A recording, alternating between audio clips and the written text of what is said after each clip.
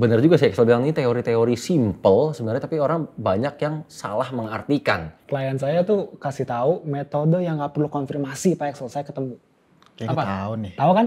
Tahu Sering kan? nih. Sering nih.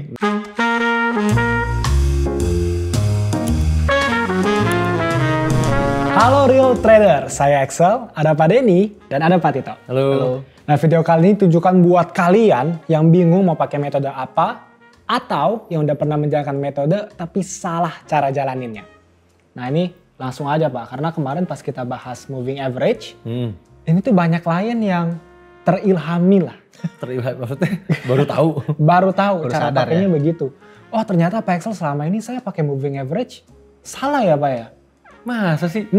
Jadi selama ini kalau nge-cross maunya langsung buy apa langsung sell gitu. Langsung Pak. Umumnya begitu, Pak. Aneh ya, padahal ini teori basic banget loh. Iya. Bener-bener basic. Nah, kita udah ajarin ya kan kayak gimana sih Pak harusnya, tunggu konfirmasi dulu dan lain-lain Iya. sampai berbusa.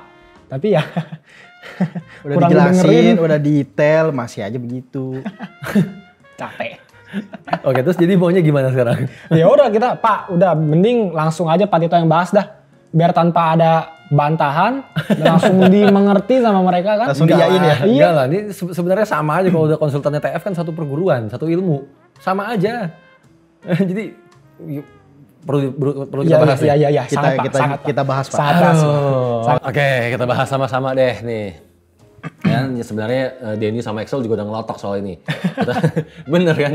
Kita mundur ke moving average dulu Iya, ya. moving biar gampang average dulu lah. Ya kan, moving average itu kan berarti kan kalau ceritanya chartnya dari atas. Ya. Dari atas turun, ya kan?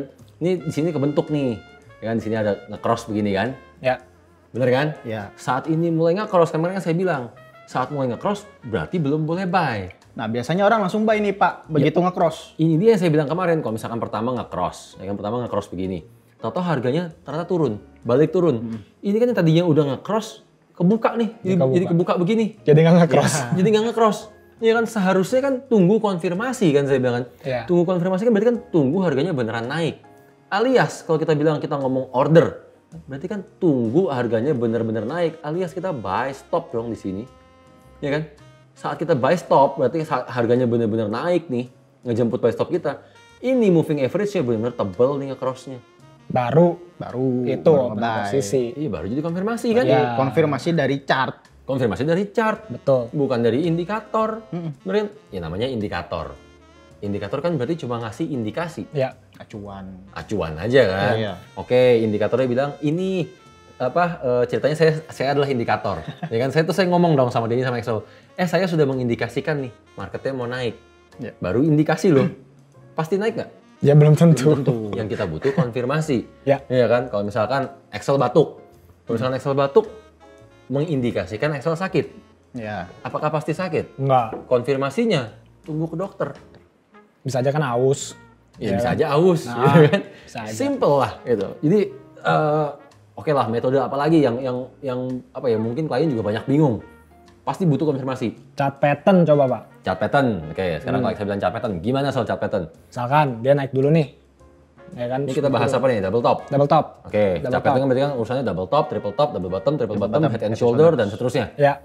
Berarti kan ceritanya chartnya dari bawah gini, bawah naik. turun. Ada top 1. Top 1 dong ini. Ya. Ya, terus Naik lagi. Op. naik lagi. Op. Ah, Oke. Ini baru bentuk chartnya nih. ya. Terus kita konfirmasinya di mana? Double top yang kedua Pak. Iya, namanya juga double top. Berarti kan top ketemu top. Ya, Yap. top 1, Ya. top Top kedua. kedua. Bisa nggak pending order? Bisa. Bisa, saya limit. Gampang banget kalau ini langsung otomatis saya limit kan? limit. Iya. Saya limit di sini. Udah, karena top ketemu top namanya juga double top. Ya. Ya. Oke, ada alternatif yang kedua. Selain saya limit. Dia udah naik dulu, mantul sekali. Ya, jadi dia naik dulu. Itu. Benar-benar ketemu topnya dan dia mulai turun. Mulai turun. Iya kan? Ya. Konfirmasi trennya. Konfirmasi, tren turun. konfirmasi pembalikan. Ya. Ya kan? Baru kita Bisa sell stop Pak. berarti kita di sini sell stop. Stop. Udah. Ya kan? Sehingga sell limit atau sell stop kita ini menjadi konfirmasi kan? Ya. Benar kan? Tapi kapan orang pakai sell limit, kapan orang pakai sell stop? Tergantung. Kalau ini tergantung profil resiko. Resiko. Iya kan? Profil resikonya dalam artian, ya ada orang yang maunya konfirmasi itu tunggu benar-benar mulai turun. Ya kan? Tapi ada yang lebih risk taker. ya udah pokoknya kalau top ketemu top saya ambil. Ya. Ya kan? Yang membedakan cuma besaran loss-nya, besaran resikonya. Ya. Ya kan? Contoh, ya kan kalau misalkan kita harga tadi kan naik kan gini naik, ketemu top 1 kan? Ya. Lalu mulai naik lagi. Nah, gimana cara kita menghitung resikonya sebenarnya? Ini kan tergantung di mana exit-nya. Betul. Ya kan? Ini pembahasan kita di eksklusif konten ya. Ya. Oke, saat kita mau trading tentukan Exit-nya pertama dulu. kali. Ceritanya dari chart yang seperti ini, exit-nya ada di sini deh. Kan karena kan kalau chart pattern biasanya tradingnya panjang kan, swing Ya, ini kan. swing. Oke, ini menjadi exit kita. Posisi pasti sell nih karena double top, ya kan?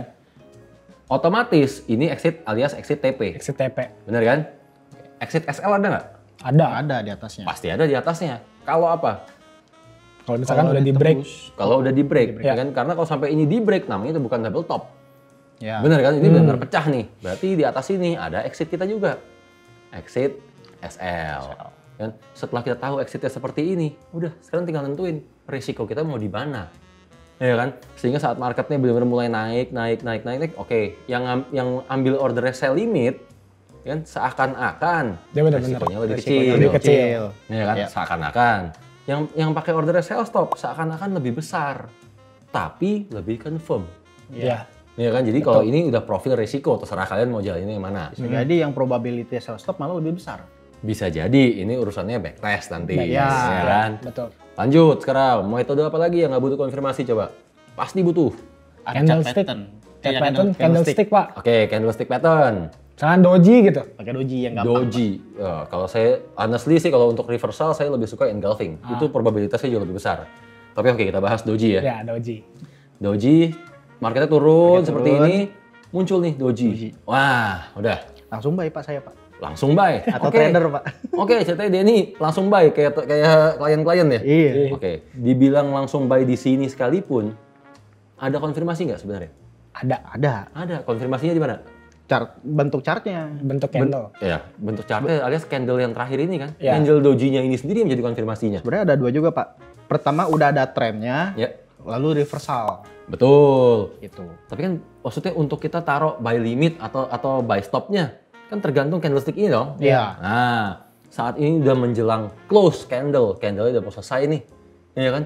Udah bisa dong buy limit atau buy stop. Bisa. Iya, bisa. Kan? Karena candle ini menjadi konfirmasi. Kan? Atau alternatif kedua sekarang. Alternatif kedua berarti kalau saat reversal itu terjadi, dojinya terbentuk, lalu harganya mulai naik kan? Bener nggak? Saat harganya mulai naik, namanya juga reversal.